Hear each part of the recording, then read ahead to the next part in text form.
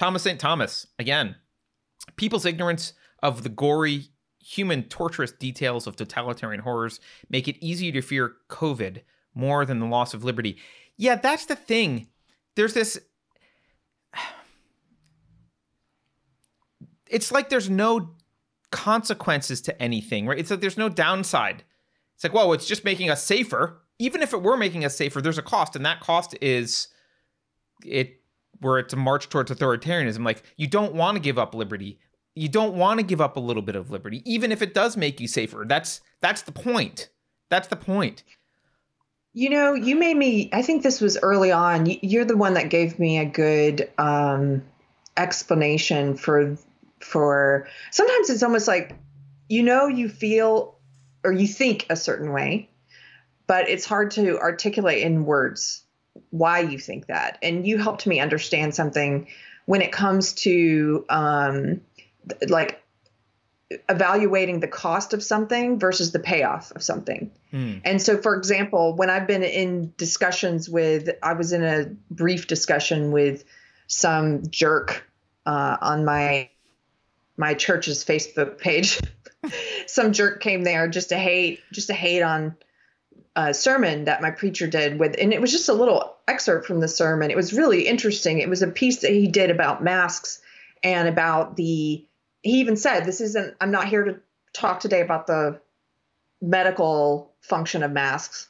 And there is heavy debate over whether they're even useful or not for this type of thing, for everyone to be wearing them in the type of way that we are. But I'm not here to talk about that. I'm here to talk about the ritualistic function of masks or veils and the symbolic and psychological sort of impact of wearing these things. And he did this really interesting, like just maybe it was 10 minutes or so about the symbolism of wearing masks and what are the possible, spiritual things that are happening in us by wearing these. What is, is it preventing communion? Is it preventing a sense of community? How is it impacting us psychologically? And he talked about the veil and how the veil is used symbolically. Like when you get married, you wear a veil because you're taking it back and this is your new life now. It's a symbolism thing. And he talked about other uses of veils and it was very interesting. And anyway, this guy, by the way, even for an atheist, it was fascinating. Yeah. And anyway, this jerk came into the comments and all you people want Granny to die. Boom, boom, boom, firing his guns. And I was saying to him like, no, this is about opposing the mask mandates. Like you can wear what you want. It's not about, the sermon's not, you didn't even watch it. It's not even about the medical use of, it's not even about the medical application or whether, it's not about the efficacy of masks and whether they're useful or not. It was about something else that you didn't even listen to.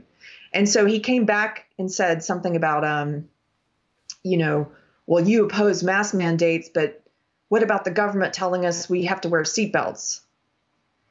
And I was thinking about a conversation I had with you, actually. And I said, well, yeah. And I said, well, actually, it's weird to say, but I've reached a place now because of my friend Carter. I didn't add that part, but I don't think it's because I'm not on Facebook. I can't defend myself. I didn't tag you, but basically I was like, I don't think the government should have the right to tell us we have to wear seatbelts. I don't. I'm sorry if that makes me sound crazy. That being said, I don't have as much of a problem with it because I choose to wear them because the cost of wearing a seatbelt is relatively low, like very low. It doesn't cost very much to wear. It's almost zero. Right. And then this is this cost benefit thing you've taught me about. The benefit of wearing a seatbelt, the possible upside is very large. It's very large. So that's a trade-off. We evaluate as humans. Hopefully we're looking at things in that way without even realizing we're doing it. We do that. And so I choose to wear a seatbelt because the cost is very low and the upside is very high. Wearing a mask is different. Like, has this guy never considered that? The cost of wearing a mask, and not just individually, I'm talking about collectively as a society, I think the cost is very high. I don't even think we understand what we're doing to ourselves psychologically and what we're doing to ourselves as a culture and a community. We are preventing communion. We are preventing community.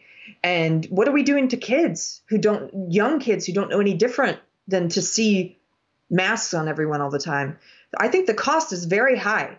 And that's not even taking into account the cost on individuals who can't breathe wearing that thing all day for 8 hours. If you're telling me you're at a gym that it's okay to force someone to wear a mask while they're working out, we heard from a viewer, her doctor wanted her to wear a mask while she was delivering her baby during labor. Well, don't go to the hospital to deliver your baby. That's a separate conversation. She found another doctor. Can you believe that? Wearing a mask during labor? That's BS. That's not science. There's nothing scientific about that. So anyway, I think the cost of wearing a mask was very high, which is different than the seatbelt thing. And I think the possible upside, at least in my opinion, the possible upside is low. So that's why I don't choose to wear one. And more than that, I don't think that the government should have a right to force it. So yeah, and that's an individual decision too, right? Yeah. If you were a 90-year-old with bronchitis, the cost of wearing a mask would be very low. And actually the cost of staying home would be still high, but the consequences would be, for not doing it, would be extremely high. So you might choose to stay home. Yes. Yeah. Yeah, it is about that. And that's the other weird thing. There's been this, COVID has, when anyone talks about something being safe or not safe, they're automatically a midwit. Like if that's the end of their analysis, there's like, you can use those terms broadly to like, but if that's the end of your analysis, you're kind of an idiot because nothing is perfectly safe or perfectly unsafe. Like living in the world is about constant cost benefit analysis. It's like, okay, I have to go to the store. I want some milk at the store. Well, there's a risk getting in the car. Every time you get in the car, you could have a car accident. Yeah. Like there's some risk that driving to the store will kill you. That's possible. But you want the milk or whatever it is. You need milk for your cereal or whatever you're doing. And so you weigh those things. You don't do it consciously. And you go to the store because you've measured that there is a risk. No one would say there's zero risk getting into a car, but we generally get into cars because we recognize that although there is a risk and it's a real risk, a life where we don't get into the car to go to the store to buy milk has a higher cost than the risk of getting in a car.